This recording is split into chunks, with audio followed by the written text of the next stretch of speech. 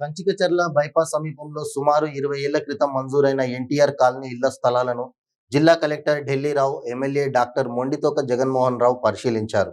2003లో 715 మంది లబ్ధిదారులకు ఇళ్ల స్థలాలు అప్పటి ప్రభుత్వం మంజూరు చేసింది. లబ్ధిదారులు అప్పట్లో పాక్షికంగా ఇళ్ల నిర్మాణం చేపట్టారు. కనీస మౌలిక సదుపాయాలు లేకపోవడంతో అప్పటి నుంచి కాలనీ నిరుపయోగంగా మారింది. గడప గడపకు మన ప్రభుత్వం కార్యక్రమంలో భాగంగా పర్యటిస్తున్న ఎమ్మెల్యే డాక్టర్ మొండితోక జగన్మోహన్ రావుకు కాలనీవాసులు సమస్యను విన్నవించారు. ప్రజలు విన్నవించిన సమస్యను ఆయన జిల్లా కలెక్టర్ దృష్టికి తీసుకెళ్లారు. ఇళ్ల స్థలాలు పొందిన లబ్ధిదారులతో కలెక్టర్, ఎమ్మెల్యే, ఆర్డీఓ సమావేశమయ్యారు. స్థలాలు పొందిన లబ్ధిదారులతో పాటు లబ్ధిదారుల వద్ద కొనుగోలు చేసిన వారికి న్యాయం చేస్తామని కలెక్టర్ తెలిపారు.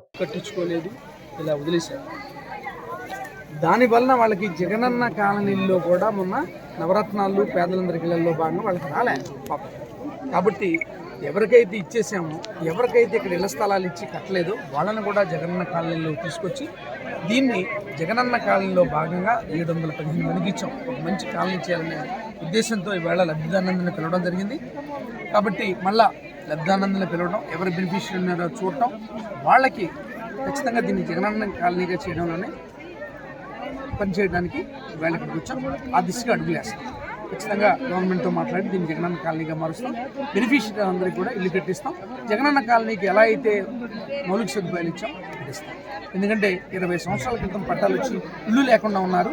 వీళ్ళకి ఇప్పుడు జగనన్న కాలనీలో ఎలిజిబిలిటీ లేదు. కాబట్టి వీళ్ళకి ఇల్లు కట్టించాల్సిన బాధ్యత మా మీద మేము చేస్తాం.